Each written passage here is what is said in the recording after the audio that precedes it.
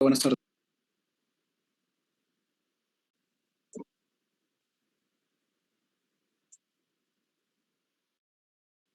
Buenas tardes, aló, ¿me escuchan?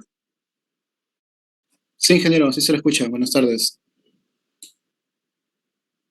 Denme un segundo porque yo no los escucho a ustedes.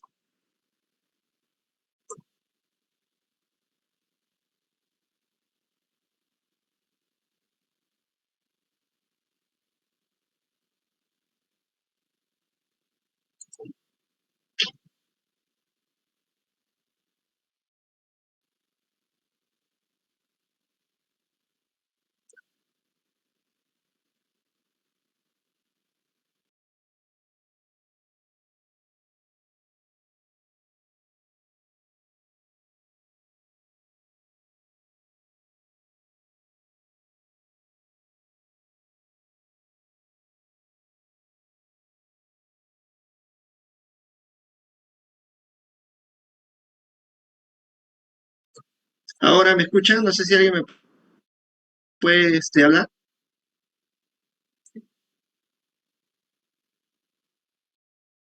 ¿Aló, me escuchan?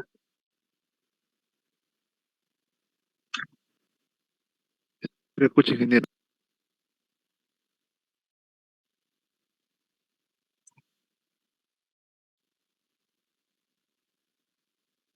Un momento, voy a salir y volver a entrar.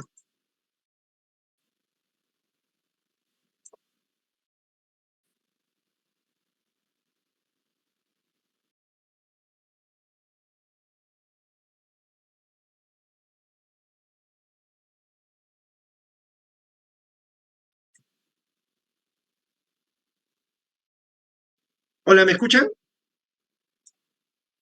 Ahora, Escucha, ingeniero. sigo sin escucharlos.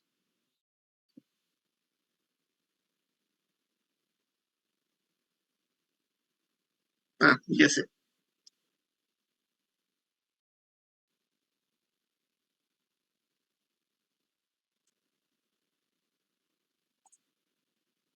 Ahora, ¿me pueden escuchar? No sé si puedo tener retroalimentación de alguno de ustedes. Sí, ya se lo puede escuchar, profesor. Ya, ahora sí los escucho.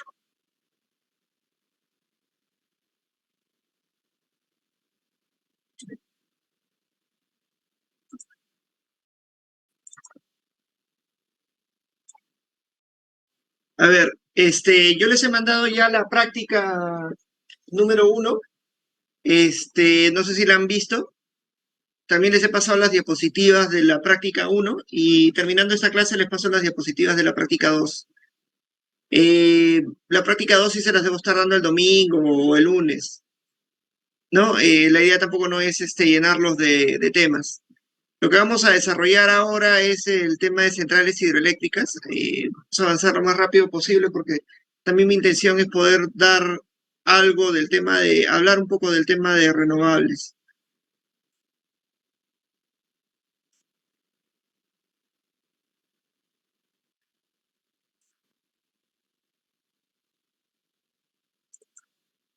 ¿Me avisan si pueden ver mi pantalla? Creo que sí, ¿no?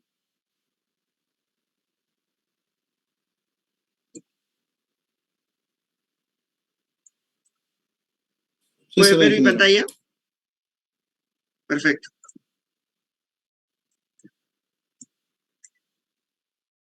Bueno, lo principal acá va a ser tratar de ver qué equipamiento se necesita para poder tomar registro de medición de los caudales, la información hidrológica, que es tan importante para este tipo de tecnología. Lo vamos a ver también en el caso de las centrales eh, eólicas y solares, donde también los equipos de medición son sumamente relevantes. La información real, más que la información estimada, calculada, es muy importante para poder realizar un proyecto de generación, ¿no? En el caso de las centrales termoeléctricas, ese aspecto no es tan relevante porque la energía primaria es abastecida pues a través de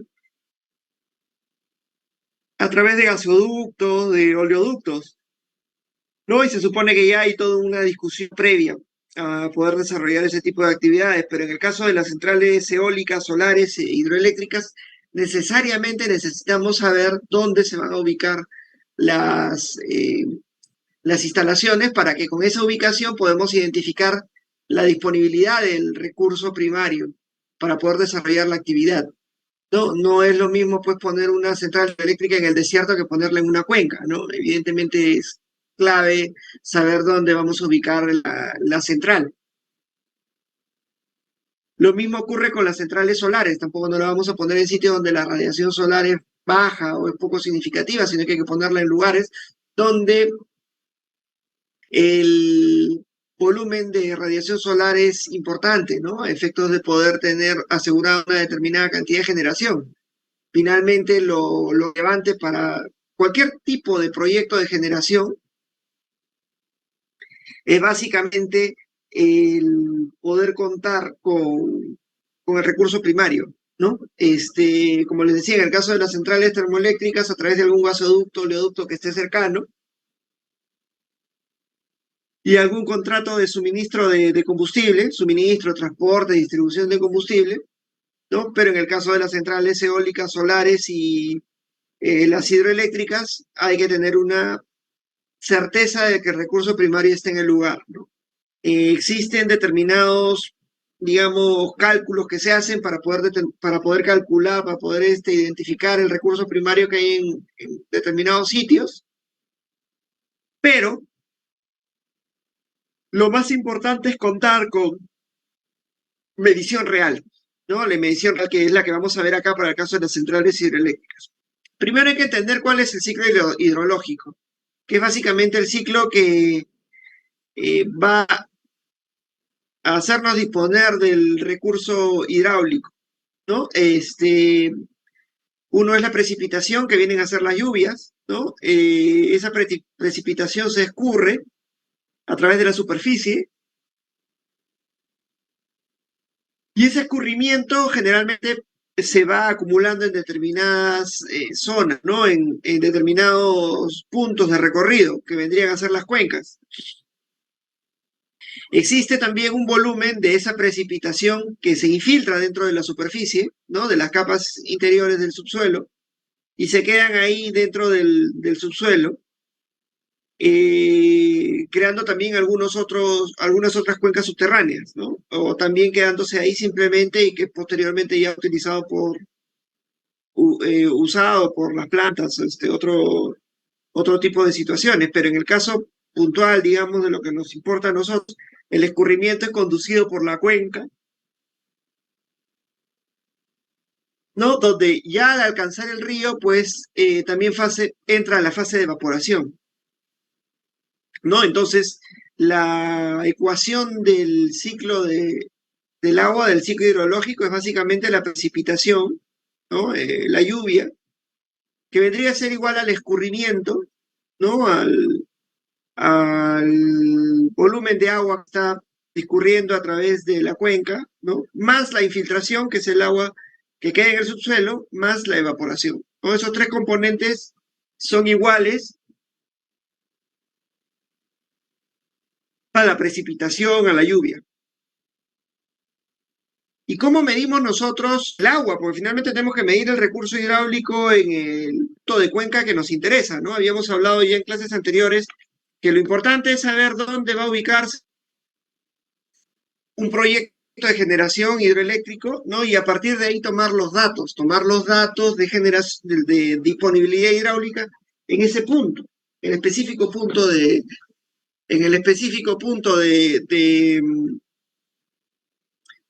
ubicación, ¿no? Del proyecto de central eléctrica.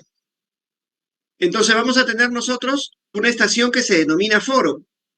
¿Y qué cosa es un aforo? Bueno, es una instalación que lo que va a hacer es permitirnos medir, registrar el volumen de agua que va a discurrir a través de un determinado perfil de superficie o determinado perfil de área, ¿no? Acá, por ejemplo, tenemos el concepto de aforo mostrándose área 1 es un área, ¿no? Que va a estar calculada, digamos, imaginémonos que estos son cuadritos, ¿no? Que vendría a ser el producto de L1 por H1, ¿no? Y así para todos los casos, ¿no? Esto, bueno, es un triángulo, lo dividimos entre dos. Digamos, podemos hacer una simplificación del área donde va a discurrir eso, ¿no? En términos prácticos vamos a tener el área 1 por el volumen, la cantidad de agua que va a discurrir, teniendo, digamos, el área que ya hemos medido, que ya hemos registrado, vamos a tener la velocidad del recurso, ¿no? En cada área. O sea, vamos a tener para el área 1 una velocidad 1, para el área 2 una velocidad 2, sucesivamente. El caudal total vendría a ser la suma del producto del área 1 por la velocidad 1, la velocidad de agua 1, y así sucesivamente, ¿no? Esa vendría a ser la ecuación del caudal total. Pero eso en la realidad, ¿cómo se ve? ¿O cómo se puede determinar? Bueno,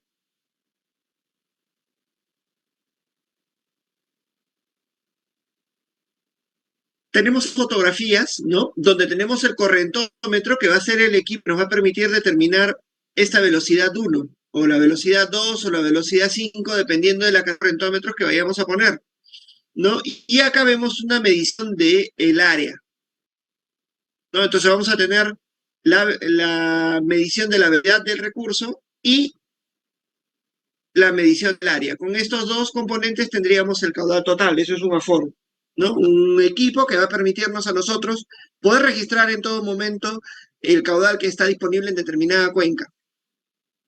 Ahora, a ese equipo también podemos ponerle una memoria, ¿no? Una memoria másica que registre la información, no sé, cada media hora, cada 15 minutos, cada minuto. Y adicionalmente podemos incorporarle un módem. ¿Para qué? Para que la medición sea remota, ¿no? Para que remotamente vayamos tomando la data y vayamos registrándola en alguna base de datos, ¿no? Y con eso podamos ya tener la información consolidada. De repente, pues queremos la información cada 15 minutos. Entonces el aforo va a ir tomando datos cada 15 minutos y los va a ir enviando remotamente hasta el lugar donde se encuentra la computadora y el servidor con toda nuestra data, ¿no? De repente, a partir de esa información 15 minutal, podemos nosotros determinar la información de carácter horaria, ¿no? Que vendría a ser el promedio de estos 4 registros cada 15 minutos. O podríamos también tomar información diaria, que vendría el promedio de las 24 mediciones o los 24 registros horarios, ¿no? O podríamos también tomar una mensual, que vendría a ser el promedio de las 31 informaciones o datos registrados con carácter diario, ¿no? Entonces podemos tomar a partir de esta, digamos, información registrada por estos equipos, tomar la información y tenerla ya sea con carácter horario, con carácter diario, semanal o mensual, ¿no? Entonces podemos armar las matrices de datos que ya habíamos visto en otras etapas del curso, ¿no? Que son estas de acá, matrices de datos. Esta es una matriz de datos que tiene información, ¿no? Para cada uno de los años, hasta el 2001. Pero es que no es que vamos a tener un dato mensual que va a registrar esto. No, hay que procesar data cada minuto, cada 15 minutos, sacar promedios, o, cada media hora, horarios, de ahí sacar, a partir de esos datos horarios, por ejemplo, sacar datos que sean de carácter diario y luego promediarlos para obtener data de carácter mensual, ¿no? Ese es, digamos, el equipamiento que nos permite a nosotros registrar la información de toma de datos de los caudales en las diversas zonas donde nosotros vamos a tomar, vamos a, digamos, tener la necesidad de poder registrar esa información, esa data, ¿no? Luego tenemos los pluviómetros. ¿Qué cosas son los pluviómetros? Son equipos que miden precipitaciones. ¿Ya? ¿En qué consisten estos equipos? Pues básicamente son los que se muestran ahí, ¿no? Que van a ir tomando registro de lo que vaya cayendo, de la lluvia que vaya cayendo. La lluvia va cayendo y va generando acá una columna de agua. Y esa columna de agua luego es medida, porque el pluviómetro puede tomar data, pues no sé, cada 6 meses se puede venir a chequear la información, ¿no? O cada mes, ¿no? Y igual, al igual que en el caso del aforo, se puede poner un dato, se puede imponer, digamos, un módem que pueda tomar la información que es registrada con el carácter que nosotros definamos y esta a su vez puede ser enviada a algún servidor para su almacenamiento y posterior procesamiento, ¿no?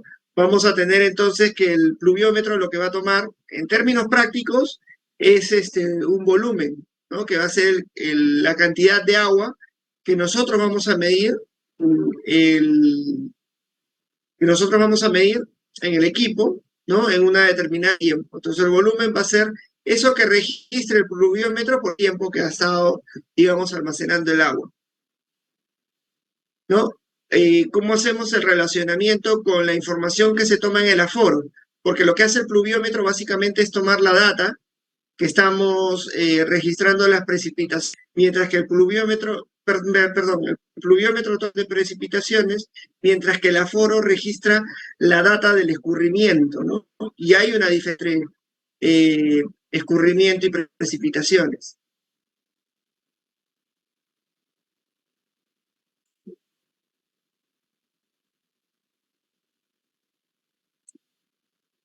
Entonces, ¿cómo hacemos nosotros para medir la estación de aforo, la información de la estación de aforo?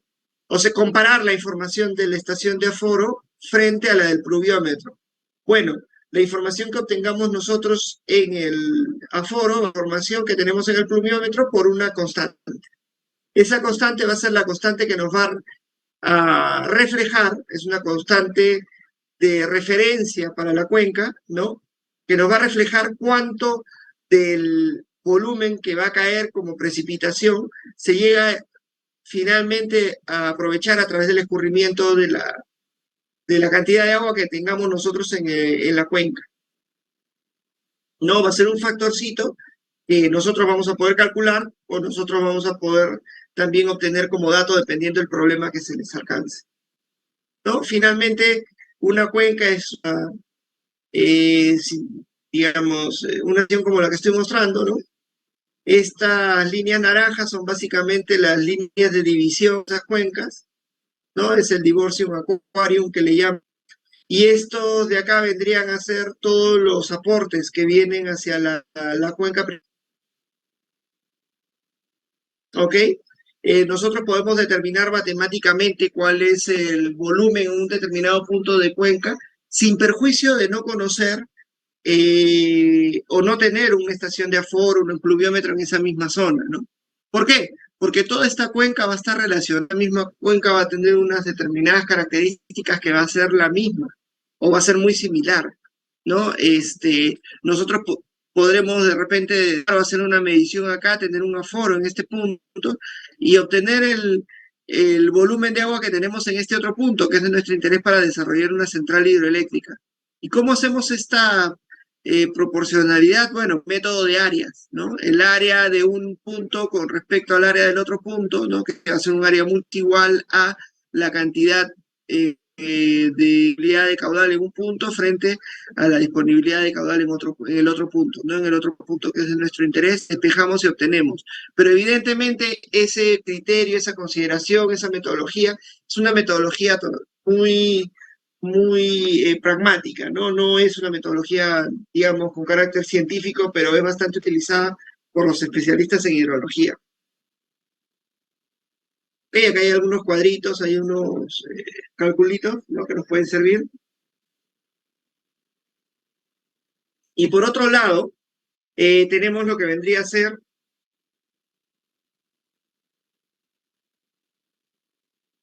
ratito. Por otro lado,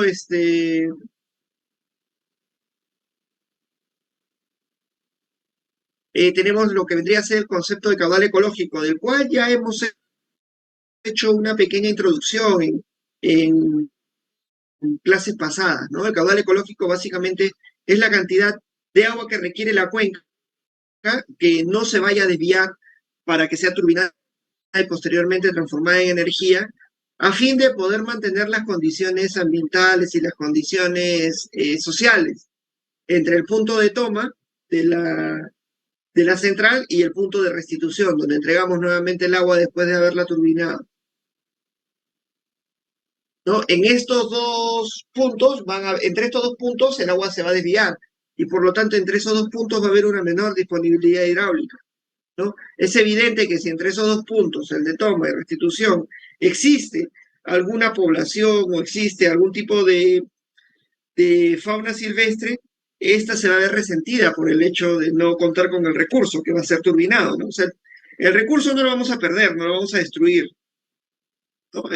Digamos, es una cosa un tanto diferente a lo que vendría a ser el hidrógeno, ¿no? El hidrógeno sí rompe el agua y después lo restituye en otro lugar, totalmente distinto, ¿no? Acá lo que estamos haciendo es simplemente derivarla para transformarla, ¿no? Para hacer que la energía cinética del agua pueda convertirse, o energía potencial del agua, perdón, pueda convertirse en energía eléctrica, pero luego restituimos esa agua a la cuenca.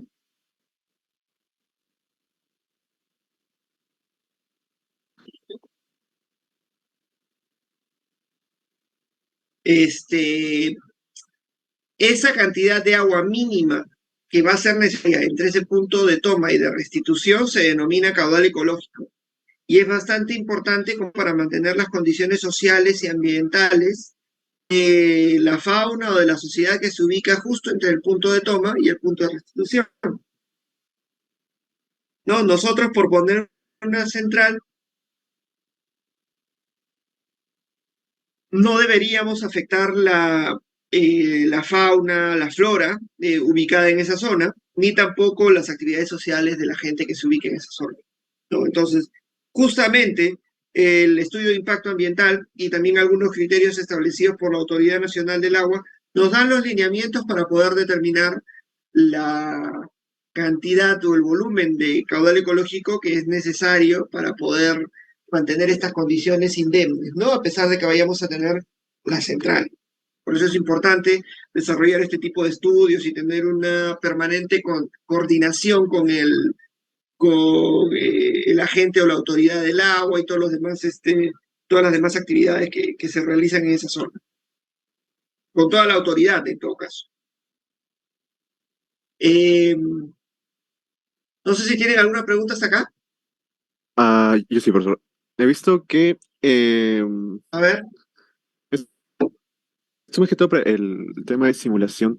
He estado buscando en internet y he visto que hay algunos ejemplos de despacho y se tienen parámetros como caudal turbinado, máxima capacidad de generación Ajá. y la afluencia. Ahora, yo he encontrado esos ejemplos con los datos que me ha dado el mismo ejemplo. Yo quería tal vez esto aplicarlo un poquito más real, buscando datos en el COES, pero, por ejemplo, temas como, bueno, estos parámetros, por ejemplo, el caudal vertido, la afluencia, no puedo encontrar datos que sean tal vez por hora, por 15 minutos, sino me dan algo que es diario. Ahora, ¿habría algún lugar donde yo pudiera conseguir esa información? O sea, estos parámetros que mencioné, lo que son el caudal turbinado, la afluencia, Claro. en periodos tal vez de horas o tal vez de 15 minutos. Lo vamos a ver más adelante, ¿ya? Pero para que tengas una idea, y además lo desarrollamos bastante bien en el caso de Centrales Eléctricas 2, pero para que tengas una idea, la afluencia básicamente es el caudal que está entrando, ¿no? Sí. El caudal que tenemos disponible. El caudal que nosotros, digamos,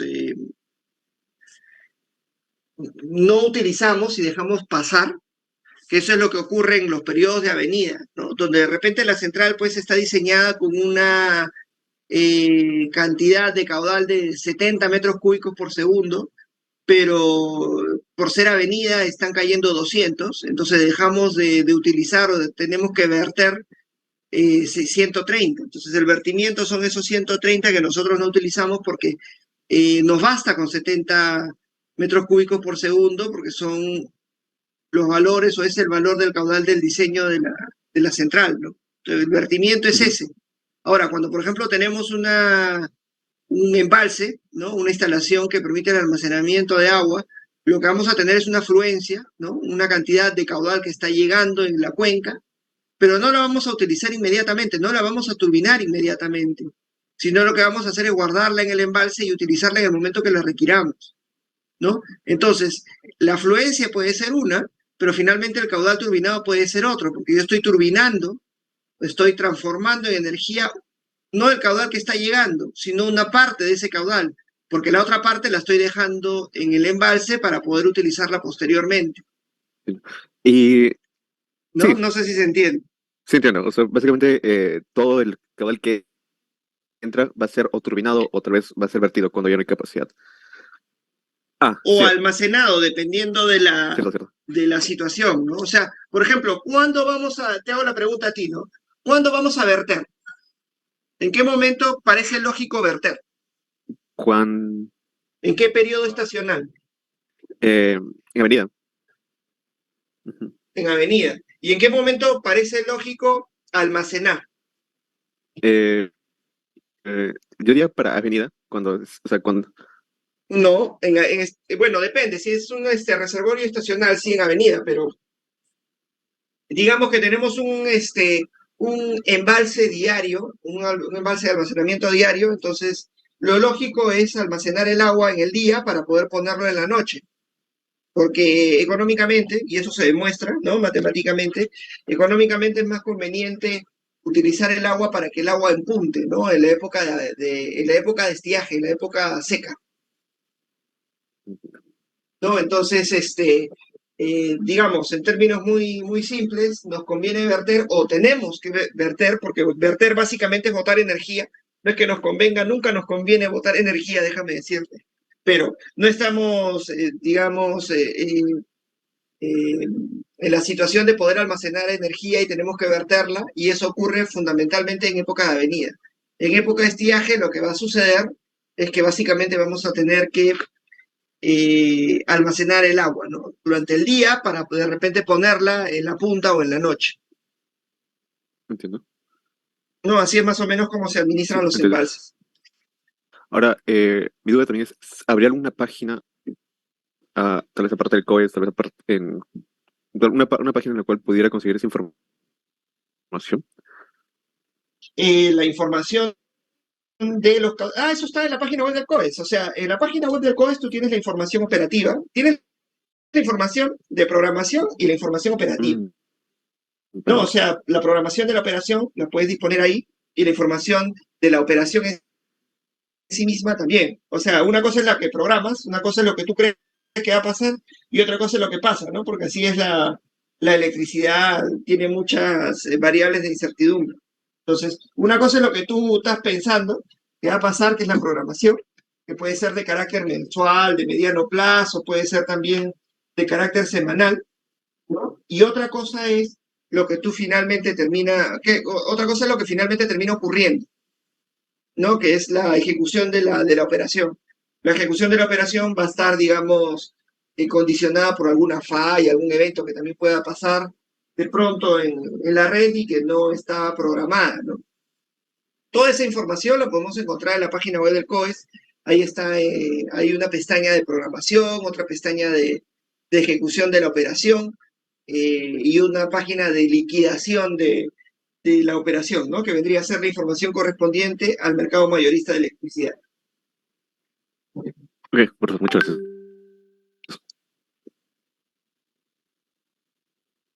¿Ok?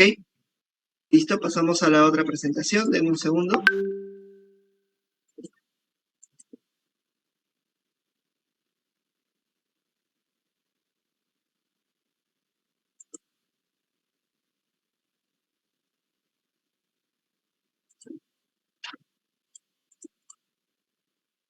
¿Me avisan si pueden ver?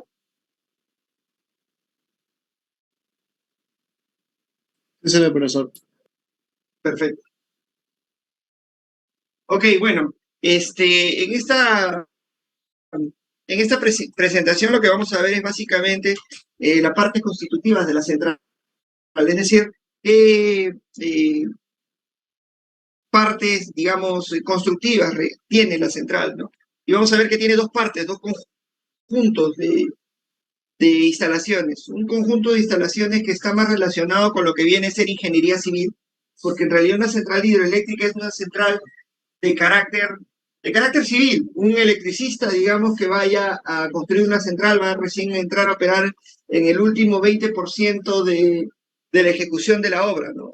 La mayor parte de la obra es una obra de carácter civil, una obra de carácter constructivo, ¿no? Y dentro de las instalaciones que corresponden a la construcción de la propia central, bueno, tenemos la presa o el embalse, ¿no? Tenemos la toma, que es donde vamos a tomar, valga la redundancia, el recurso, el aliviadero, la cámara de carga, las tuberías forzadas, el canal de descarga, ¿no? Todo eso forma parte de lo que vendría a llamarse la característica civil de la central, todo el conjunto 1 de instalaciones, ¿no? Luego tenemos un conjunto 2 que vendrían a ser las turbinas hidráulicas, el regulador de velocidad, el regulador de tensión, el propio generador, la excitatriz, todos esos equipos corresponden ya a la parte electromecánica de la central, que es la parte, digamos, que sí nos atañe un poco más, ¿no? Como electricistas, como especialistas en estos temas. Nosotros lo que vamos a ver son ambos. Primero y empezando con el tema de las presas, ¿no? Existen tres, yo pensaría que existen hasta tres tipos tipos de presas, ¿no? O sea, no es que hayan tres tipos de presas, sino tres tipos de presas, o tres tipos de características de presas, ¿no? Uno es determinar el tipo de presa por el material que vamos a usar. Otro es por la forma que va a tener nuestra presa.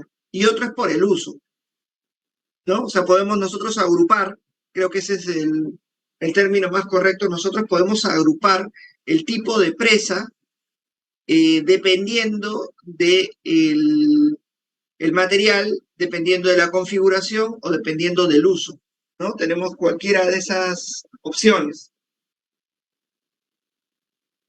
La primera de ellas es por tipo.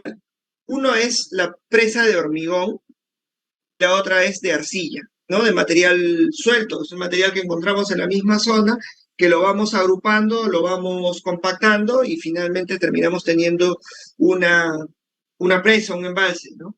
Y dentro de las presas de hormigón tenemos dos tipos. Uno es el hormigón convencional, concreto convencional, y el otro que es el rodillado compactado, ¿no?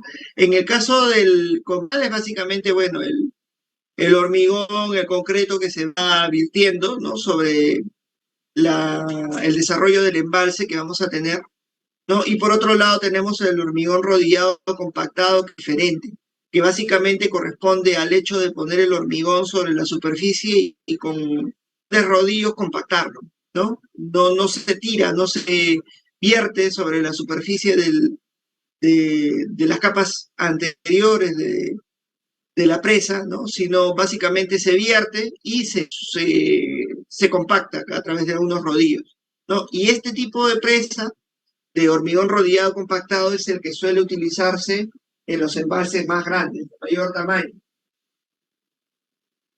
No, los más grandes son construidos de esta manera, ¿no? Yo he tenido la oportunidad de ver el desarrollo de este tipo de presas de hormigón rodillado compactado, pues que específicamente lo que teníamos era básicamente una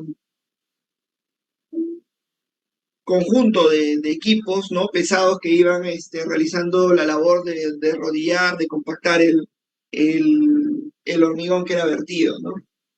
Lo más usual que ocurre, ¿no? Durante el desarrollo de estos proyectos es que el concreto se produce en la misma zona, en la misma área donde vamos a construir la central, ¿no? El embalse, mejor dicho.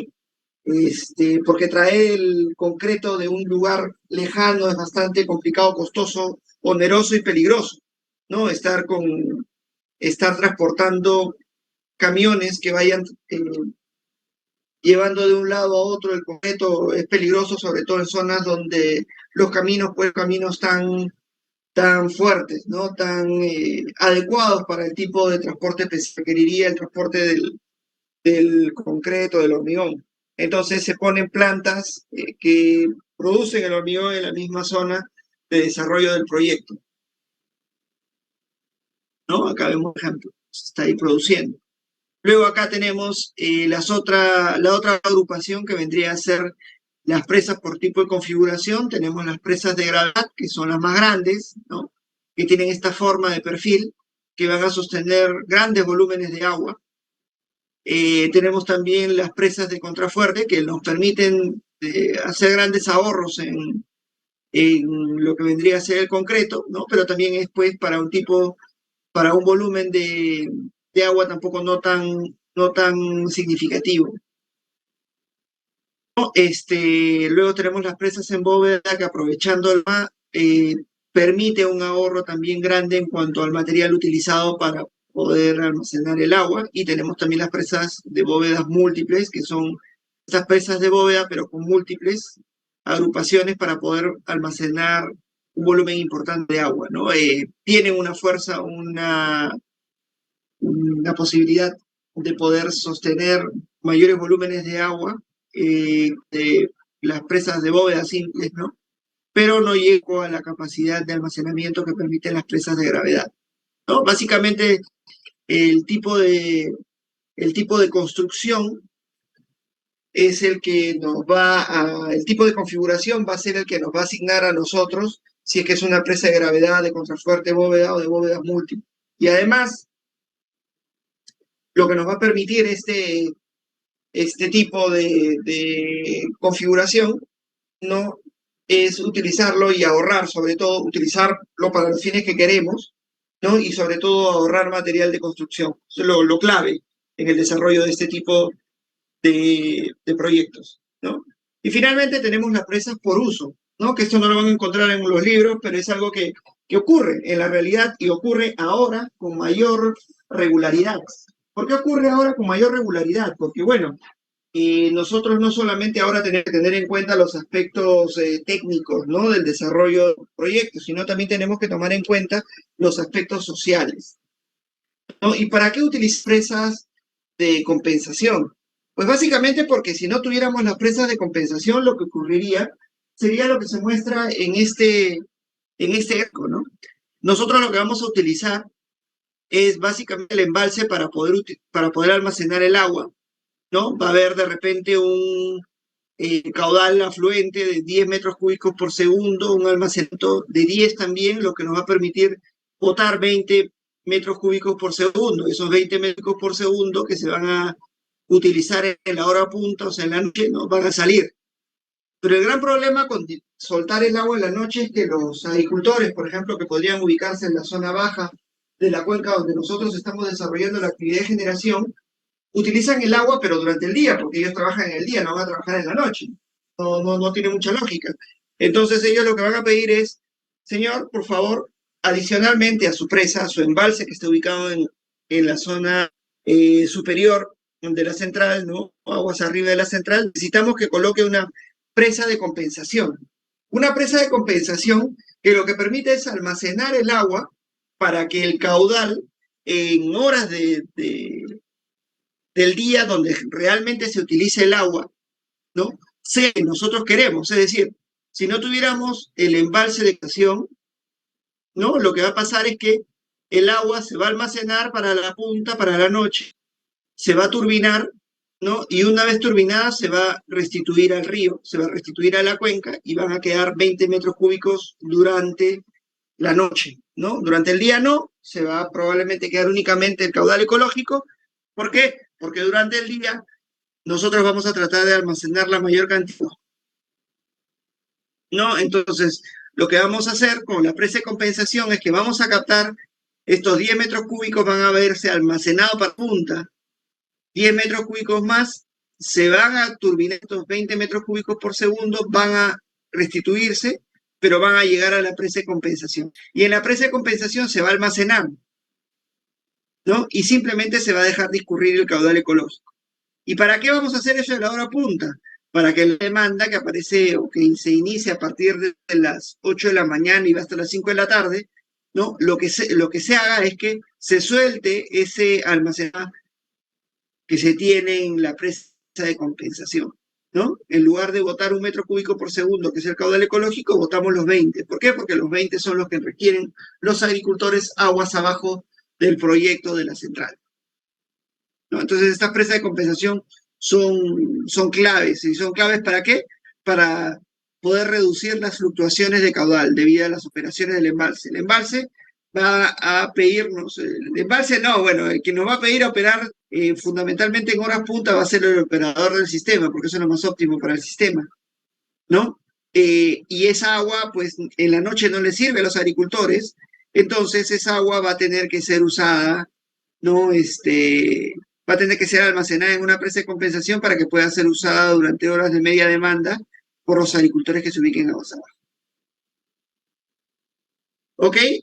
Bueno, tenemos también las compuertas de los embalses que también son importantes.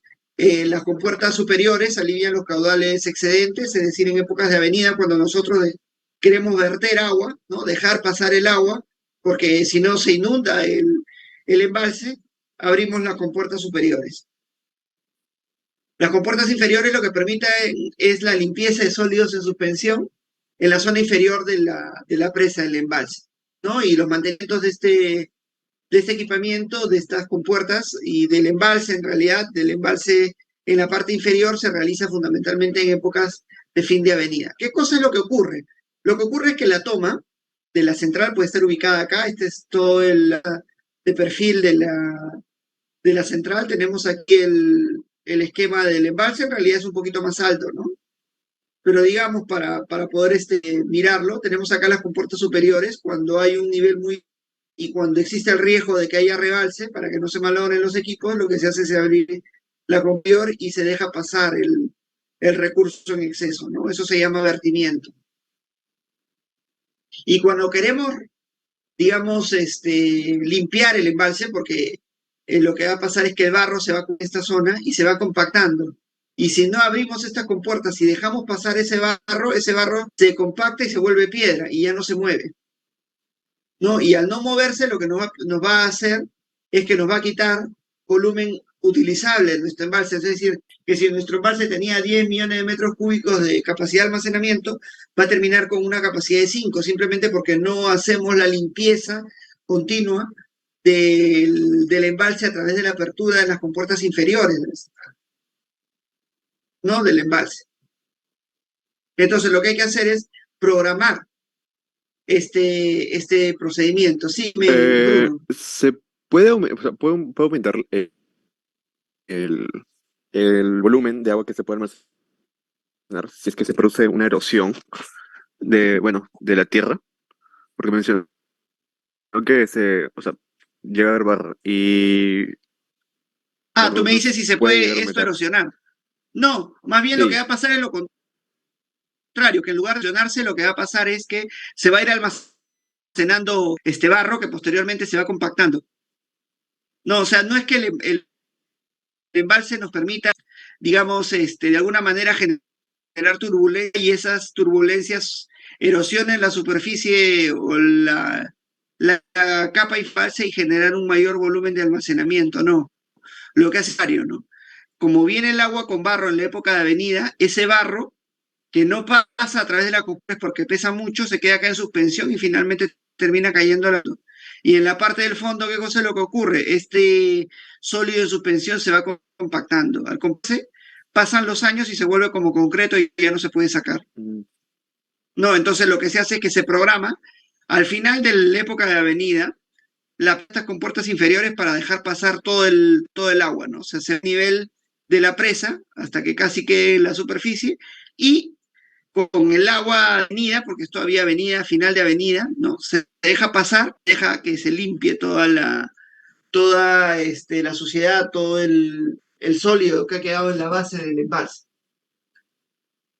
Pregunta, ¿también puede haber un proyecto tal vez de expansión para aumentar el embalse con ese fin que no se vierta mucho agua?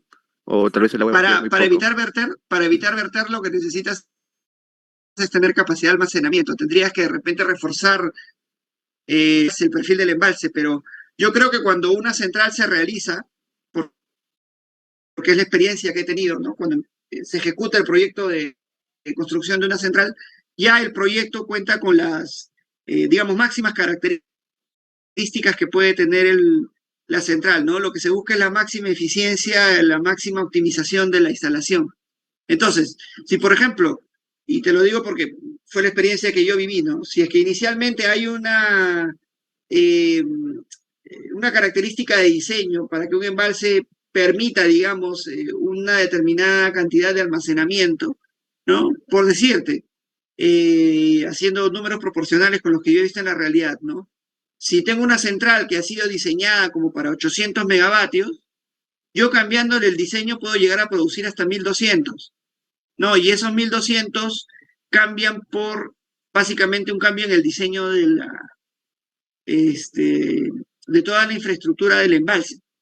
Entonces, ya ese trabajo, digamos, está optimizado, ¿no? Ya no es posible hacer más optimizaciones porque además implicaría sacar fuera de servicio la central para su implementación y todo ello ya no es viable porque las centrales hidroeléctricas operan el mayor tiempo posible, ¿no? Entonces, lo que se hace cuando se desarrolla la construcción de la central, es tratar de diseñarla de la mejor manera posible con las características más óptimas.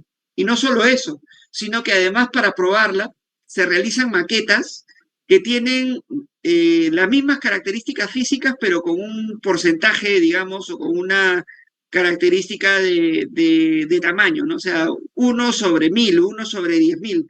Y se realizan estas maquetas para probar el, el comportamiento del embalse y de toda la infraestructura, pues infraestructura civil, ¿no? Cómo va a soportar máximos caudales, mínimos caudales, qué cosa es lo que va a pasar, va a haber posibilidad de que haya filtraciones o no. Entonces, el proyecto de una central hidroeléctrica implica la construcción de una centralita, digamos, hidroeléctrica más chiquita, ¿no? En la cual se prueban todas las características habidas y por haber del proyecto y se trata de optimizar de la mejor manera el perfil y la característica de la central, ¿no? Te lo digo porque lo he visto.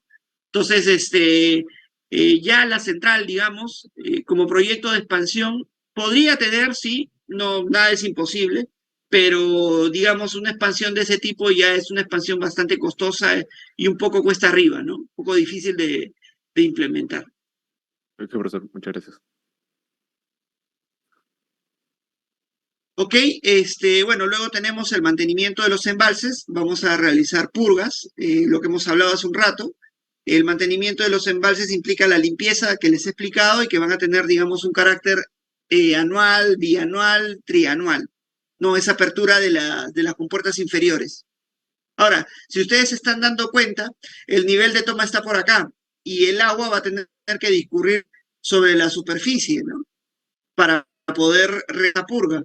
Entonces, durante el momento en el cual se realiza la purga, generalmente la central hidroeléctrica fuera de servicio. ¿Por qué? Porque vamos a tener que bajar el nivel casi al nivel de la superficie, ¿no? Quedándonos muy arriba de la zona de toma. O sea, ya no vamos a poder, ¿no? La toma va a estar por acá y el agua corriendo por acá. Entonces, cuando se realiza un mantenimiento de un embalse, lo que vamos a tener necesariamente que hacer es coordinar con el operador del sistema para que este mantenimiento de embalse no se vaya a cruzar con algún otro mantenimiento importante y vaya a terminar generando que el sistema se quede con una importante capacidad fuera. No solamente mi capacidad, sino la capacidad de algún otro agente que puede haber también programado algún mantenimiento y que estaría cruzándose con este mantenimiento que estamos realizando en la central hidroeléctrica, ¿no? O sea, se trata de evitar ese tema, ¿no? Y ¿cómo se evita eso? Bueno, sentando a todos los agentes interesados en una mesa y coordinando los mantenimientos de manera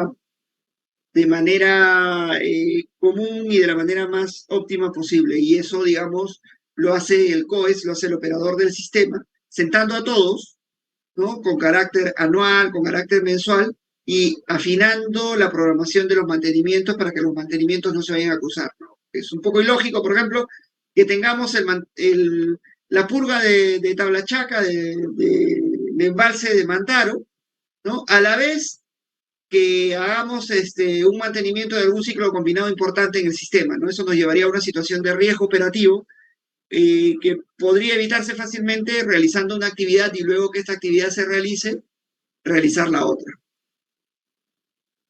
¿no? Las purgas se realizan al terminar generalmente en la época de avenida, cuando está habiendo, digamos, todavía bastante caudal, pero estamos próximos a que este caudal deje de estar presente. Eso es para que, como el agua viene bastante agua con piedras, no, al cerrarlo no continuemos almacenando material en suspensión. Hagamos la purga y ahí nomás a los 2, 3 días, semana, ya se reduzca drásticamente la disponibilidad hidráulica, podamos cerrar y ya no vayan a haber más sólidos en suspensión. ¿Por qué? Porque los sólidos fundamentalmente caen durante la época de avenida, ¿no? Ahí es donde hay más barro, donde hay huaicos y donde traen piedras, donde traen una serie de materiales, ¿no? Que se van, digamos, compactando, van haciéndole mella a la instalación. Otro tema que también es bastante importante para el desarrollo de las purgas, ¿no? Es la batimetría. ¿La batimetría qué cosa es? La batimetría es básicamente la medición de la capacidad del embalse, ¿no? O sea, eso se realiza, digamos, con equipos que permiten eh, identificar el relieve de la superficie del fondo del terreno, ¿no? Y con eso se hace un cálculo rápido para poder determinar el volumen de almacenamiento, ¿no? Son equipos pasando por la superficie del embalse, ¿no? Y van llegando el perfil interior del embalse y puede con ello calcularse el volumen de almacenamiento de la instalación, ¿no? Esto generalmente ocurre en las batimetrías antes de una purga, ¿no? Para saber cuánto es lo que se tiene antes de realizar la limpieza, ¿no? Y luego, posteriormente, habiendo terminado el proceso de limpieza, también se realiza una nueva batimetría para ver en cuánto se aumentó la capacidad de almacenamiento. Tenemos las otras instalaciones, que son las instalaciones de captación de agua.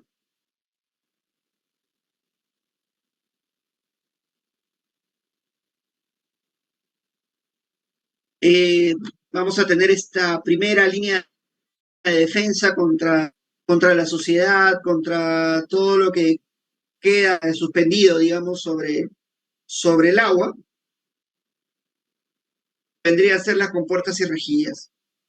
Luego tenemos una segunda línea de defensa, digamos, que está compuesta por los derripiadores y el desarenador, pero tenemos un desvío, porque en el caso de las centrales de pasada, porque las centrales de pasada no tienen embalses, no va a estar disponible. Pues en las centrales que tienen embalses, lo que vamos a hacer cuando haya un exceso de agua va a ser abrir las compuertas superiores. En las centrales que no tienen embalse vamos a tener un canal de desvío que se va a llamar aliviadero, en el cual se evacúa ese caudal excedente, ¿no? Entonces vamos a tener primero la obra de captación, las compuertas y rejillas que se van a quedar con los troncos, con las cosas más grandes que vayan en el río, ¿no? Luego pasa por el derripiador, que es un equipo que lo que va haciendo es separar el material más grueso y finalmente llegamos al desarenador, que es el que reduce la velocidad del agua para que el sólido de suspensión pueda decantarse y pueda caerse hacia el fondo, no se asiente en el fondo. Entonces, lo que se hace, creo que tengo acá una foto, ¿no? Lo que se hace es que entre directamente, luego se amplía la bici, ¿no? Para que, obviamente, con mayor área, la velocidad cae, ¿no? Va a tener el mismo volumen del caudal, pero en un área más extensa, entonces se va a caer la velocidad de transferencia del caudal. Entonces, el caudal va a andar a una mucha menor velocidad, y al ir a una mucha menor velocidad, lo que va a hacer es que todo el sólido de suspensión se va a ir cayendo, ¿no? Y el sólido de suspensión ya se va a retirar. Por eso es que tienen 2 o 3 desarenadores, porque uno puede estar operando, o dos pueden estar operando y el otro le estamos haciendo limpieza, ¿no? Y así es como más o menos se tiene. Y el agua, una vez ya limpia, ya ha pasado pues por la compuerta, por la región, ¿no? Que ha pasado por el derripiador, que ha pasado por el desarenador y ya sale directamente y ya puede ser utilizado. ¿No? Acá hay bueno, acá está la formulación de la velocidad adecuada para la decantación, es básicamente entre 0.2 y 0.3 metros por segundo, la velocidad que tiene que tener el agua, al cual tenemos que llegar para poder, digamos, forzar la decantación del agua, ¿no? Que se quede en el fondo, el material de sólidos. La longitud del desarenador va a ser un producto de la velocidad, que va a ser la que nosotros vamos a tener entre 0.2 y 0.3 metros por segundo. La altura, un tiempo de decantación que vamos a definir y un factor de servicio, es decir, cuántos desarenadores tenemos o no. Ya que hay un pequeño ejercicio para que puedan ustedes chequearlo, mirar. Luego tenemos el otro que es el sistema de conducción. El sistema de conducción, ¿qué cosa es? Es el sistema que lleva el agua, ¿no? Desde el canal de derivación, perdón, desde la toma, desde el punto de captación, hacia la casa de máquina, hacia el túnel de descarga primero y después a la casa de máquina, para su posterior turbinamiento. Pueden ser en realidad los sistemas de conducción dos, ¿no? Uno es el canal de derivación, es un canal, ¿no? Y otro es un túnel de conducción, es decir, un túnel, ¿no? Que se va, digamos, a perforar para poder transportar el agua hacia los puntos que nosotros querramos para efectos de poder tener la producción de electricidad.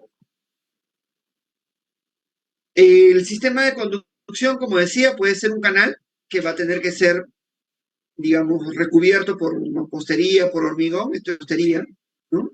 Hormigón, ¿no? Que va a permitir, pues, que discurra el volumen de agua que va a ir posteriormente a ser turbinada.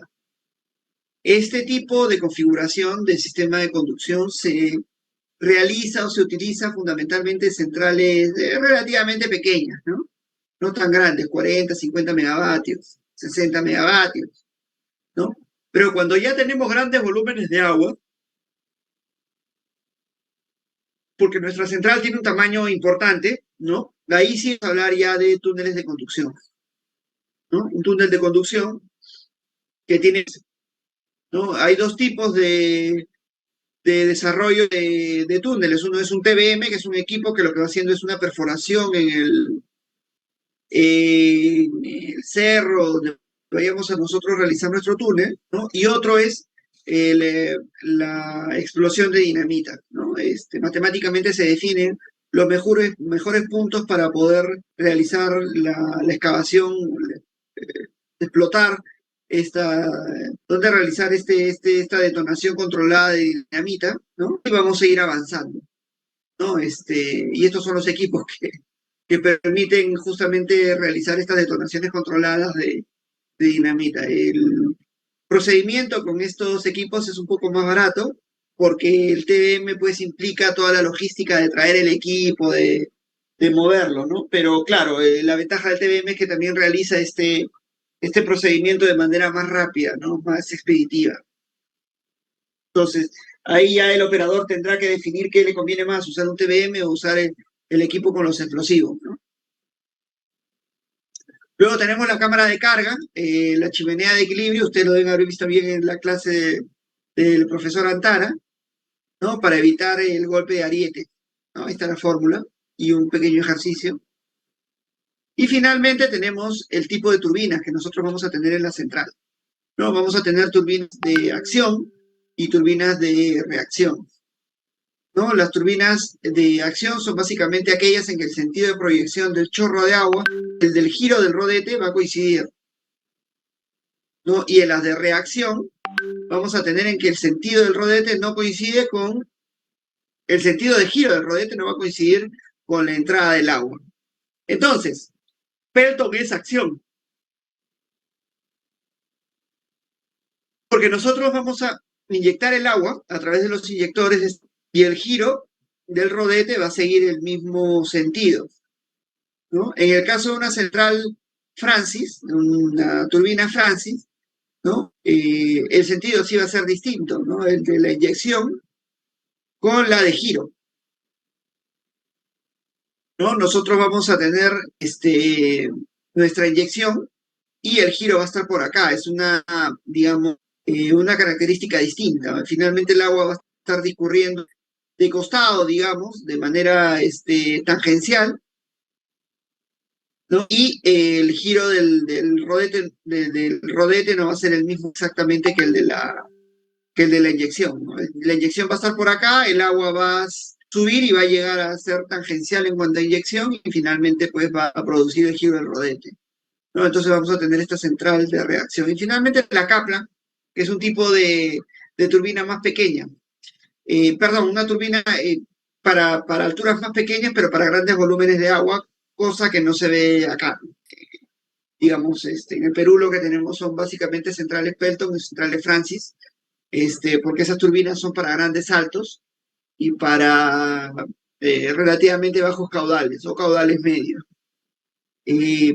Hay un procedimiento, el procedimiento de velocidad específica, para poder determinar el mejor tipo de turbina que podemos utilizar en una central hídrica, y también existen algunos tipos de cuadros o tablas, ¿no? Fíjense que en otros países de Europa, cuando uno se va a hacer estudios de este tipo, generalmente nos ponen este procedimiento, que es un procedimiento un poco más empírico de determinación de la turbina que nos conviene más, ¿no? Y en un país como el nuestro sí solemos utilizar este tipo de criterios de velocidad específica,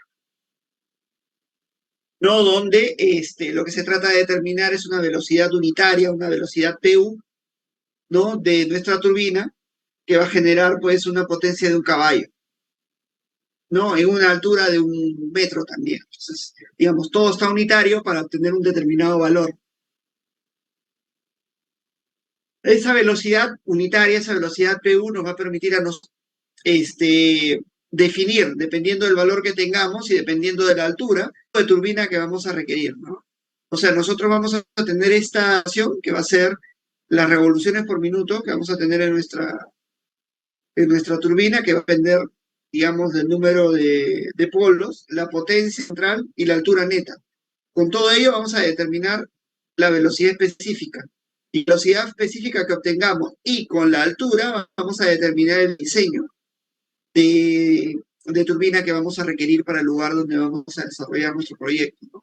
No les había dicho, pero en el caso de la Pelton, nosotros podemos tener varias toberas, varios inyectores, ¿no? Acá hay, por ejemplo, 6, acá hay 1, ¿no? Entonces, podemos tener varios tipos de, de toberas, pueden ser hasta 6 toberas, ¿no?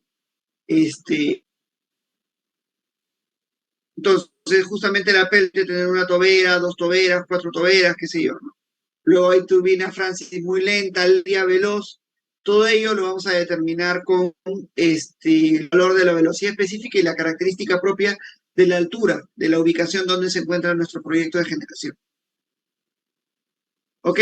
El turbinamiento va a depender básicamente del tipo o sea, mejor dicho, en términos generales, en, y la realidad, lo que ocurre es que con mayor número de polos, ¿no? Los alternadores son más costosos. Entonces, lo que se trata de buscar es que tengamos un menor número de polos para ser más económico. Y el número de polos lo vamos a determinar como 60 por la frecuencia entre el par de polos que vamos a desarrollar. Entonces, acá hay un pequeño ejercicio, poder determinar el tipo de turbinas que voy a usar en un proyecto que tenga una altura neta de 300 metros, un caudal nominal de 6 metros cúbicos por segundo y ubicado en un sistema aislado, ¿no? Entonces, tenemos el valor de la velocidad específica.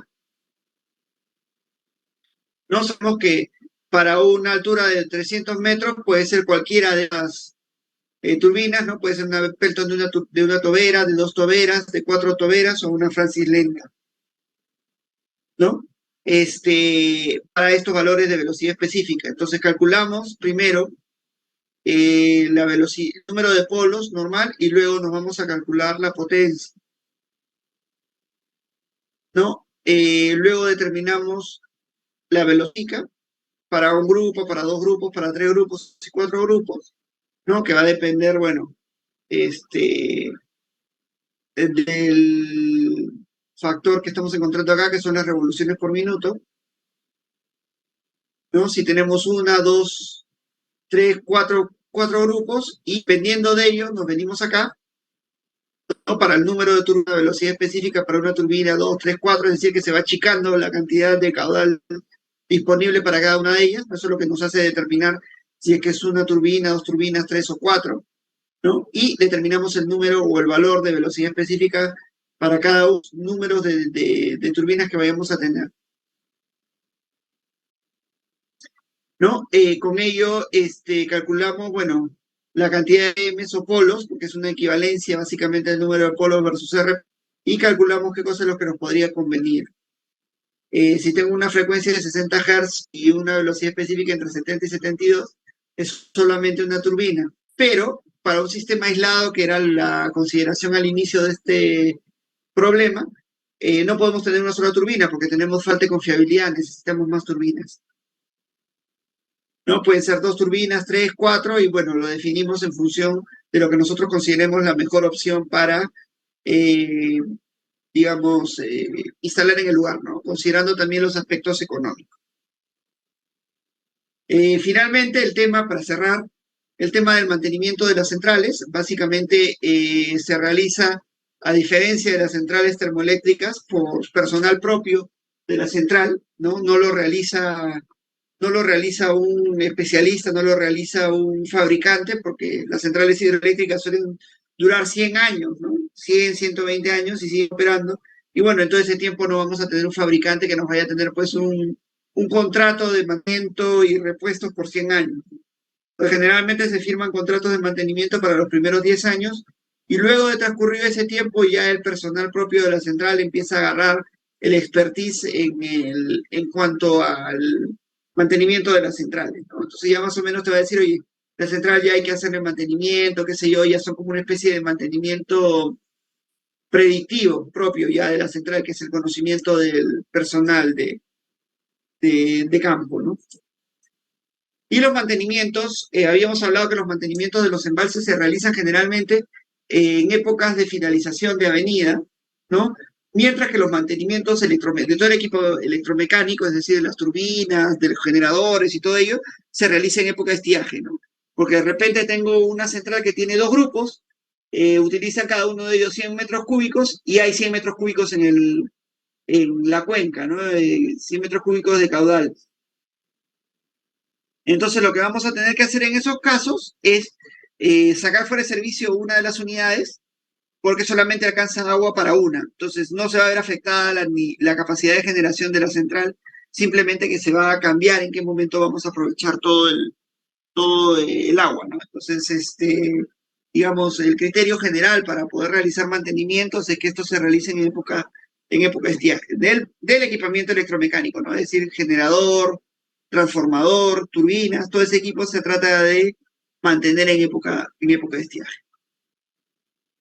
Los contratos de mantenimiento, si es que los hay, básicamente los realizan en función de horas de operación o horas equivalentes de operación, o en función del número de paradas y arranques de unidades. Entonces, digamos, el criterio general para desarrollar los mantenimientos en este tipo de centrales, ¿no? Y la alternativa, como les decía hace un rato, es el personal de la central con una gran experiencia en la ejecución de mantenimiento. ¿Ok? Eso es. La próxima semana, bueno, nos seguimos viendo y espero poderles enviar la práctica el día domingo, ¿no? Pueden realizarla, es una práctica relativamente sencilla, y bueno, hacia el martes deberíamos estar entregándome ya los resultados. ¿Ok? Si no hubiera nada más, nos quedamos acá y bueno, nos estamos viendo para la siguiente clase. Muchísimas gracias. De acuerdo. Muchas gracias.